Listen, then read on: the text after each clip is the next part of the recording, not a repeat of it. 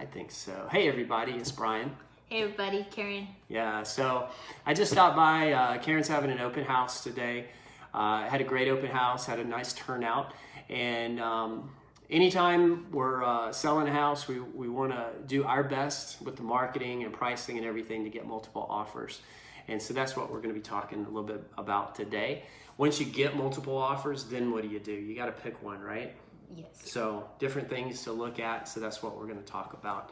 Hey, and if you're just, but before we do get started, I just want to say, if you're serious about buying or selling, give us a call. You might want us to help you to buy or sell. You may not. But either way, we're happy to give you some advice and point you in the right direction. And to get scheduled with us, you can just go to showcasecall.com and click a few buttons and get scheduled. So, all right, cool. So let's get into it. And if you just joined us, what we're talking about is you put your house on the market, you want to sell it, you get some offers if everything goes well. Now you've got multiple offers and you got to figure out, which one do you want to pick. Common sense would say take the one that's offering you the highest price, right? Yes. Yeah, but we're going to show you a few things to consider. And sometimes the one that is the highest price may not actually be your best offer. So we'll talk about that too. And and before we do get into it, if you are just joining us, if you're serious about buying or selling, give us a call. Be happy to give you some advice, point you in the right direction, whether you choose to, hire us or not. And to get started or to get scheduled with us, you can just go to showcasecall.com. So now let's talk about it. You got multiple offers on your house. You want to sell it for the highest price. Now you've got to pick one of these offers. What are some things that people should consider when they're evaluating? They got 2 offers on the table, or they got 5 offers or 10 offers on the table. Let's start with price, because a lot of times people talk about price. They think, oh, well, I just want to take the highest price. Well, we both know that, that comes with a risk. So, which is the financing part, the appraising part. So let's talk, talk a little bit about that. I mean, you usually want to be able to support that price, because if it's not there, well, guess what? Now you're going to run into appraisal issues, which then it's going to have, it forces the seller to take a price reduction, but yet there might have been another offer that was very similar to it, but you decided to go with offer B because the price was a lot higher. So that's one thing. And so kind of putting it in numbers, let's say that you get an offer for $700 on your house and you're really happy with $700. The nearest offer was, say, maybe like $680, and you would have been happy with $680 too. But now you got this one offer for $700. You're surprised that you're going to sell your house for $700. That's such a huge number. You're so excited.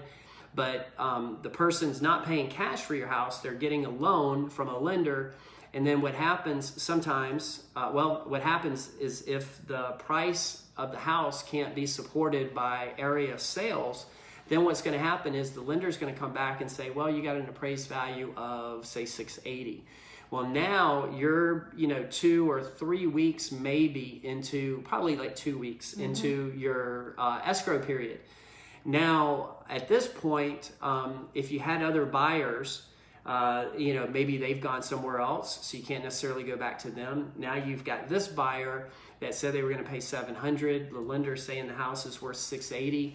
So, maybe now their offer isn't so great, compared to some of the other ones. So that's just one thing to keep in mind. If it is a super high price and they're getting financing, is the appraisal going to be supported by the comps? Yes, or even when you ask for closing costs, now you're increasing the price on that property. Is it going to be supported? Yeah. So then if it isn't, now what? Yeah. So sometimes people will stack their closing costs into the price when they purchase a house, and there's nothing wrong with that. We do that a lot with offers that we make for our buyers. And so basically, if the house is selling for $700 and you need $5,000 in closing cost, and the seller is willing to give you the $5 only if the house sells for $705, now you guys have a deal. Everybody's happy. The seller's happy, the buyer's happy. But the lender comes along and has an appraisal done on the house, and the appraisal only comes in at $700. Well, there goes the $5,000 that the seller was going to be able to credit back. Yeah. So like you were saying, look at, is that buyer, is that offer asking for closing costs? And we've got a bunch more to cover, but if you are just joining us, I just want to throw this out there. If you're serious about buying or selling a home, give us a call. You might want us to help you, you may not. Either way, we're happy to give you some advice and point you in the right direction. And you can go to, if you don't know the web address, it's showcasecall.com. And if somebody wouldn't mind just like typing that into the comments, that way we can, it's a quick link for people.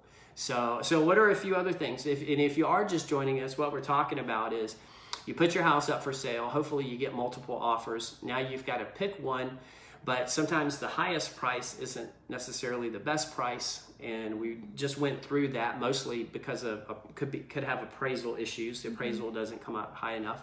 Also, what else would people want to look at if they're selling their house? Is the offer contingent? Yeah, is the offer contingent?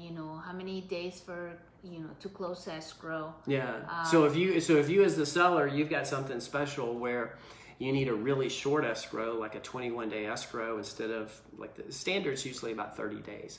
But if you need something sooner, would one of those offers that you've got on the table, would one of those work better for you if you've got to close sooner? Or what if you need to close later? What if you need like a 60-day escrow or 45-day escrow? Is there somebody that's in that mix of offers that their schedule works great with your schedule? Yeah, true. So. And the same thing would be like with possession too. You could close on the house but not give away possession right away.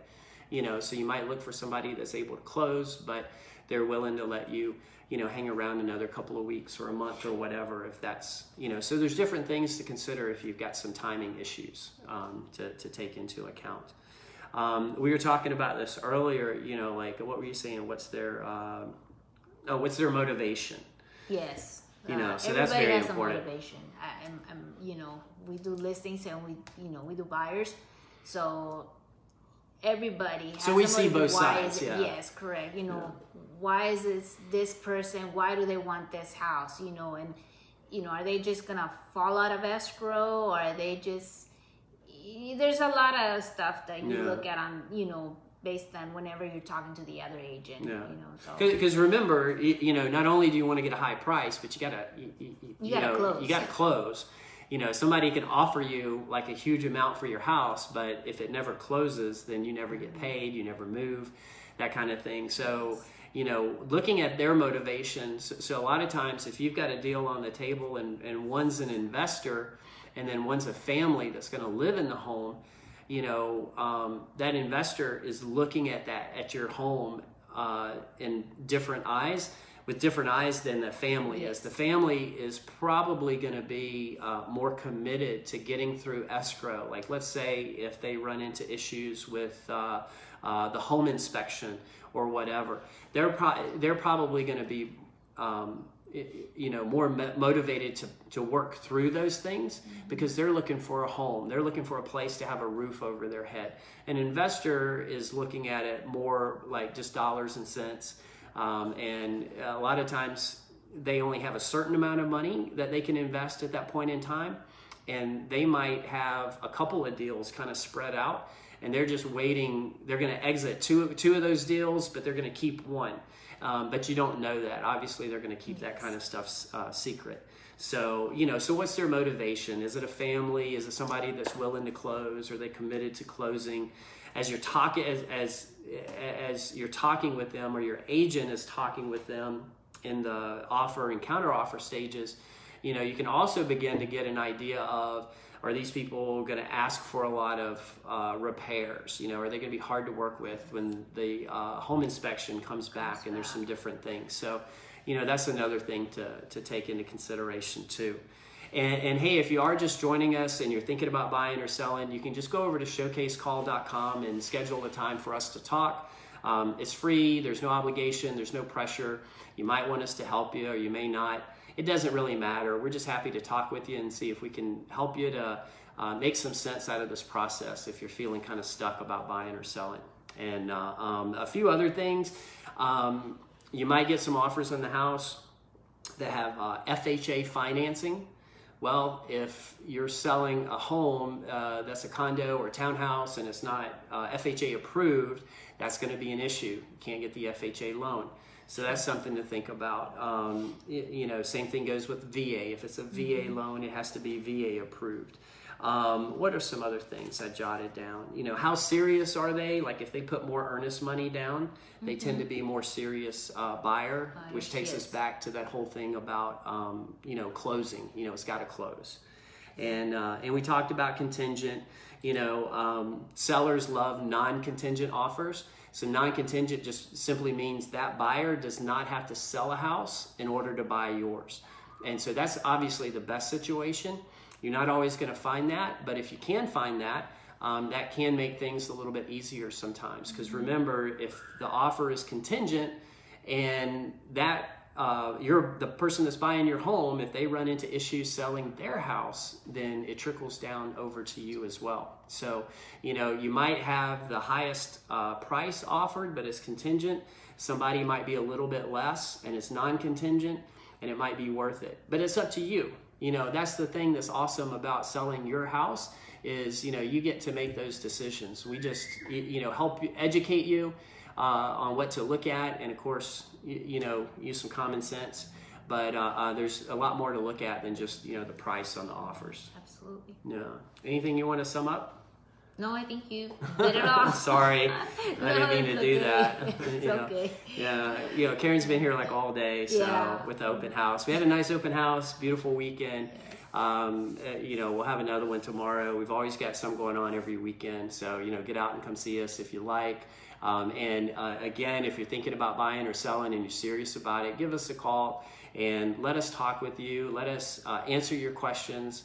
Let us share with you, what we're really seeing from, all the years, over a decade that we've been in this industry. And, just let us help you.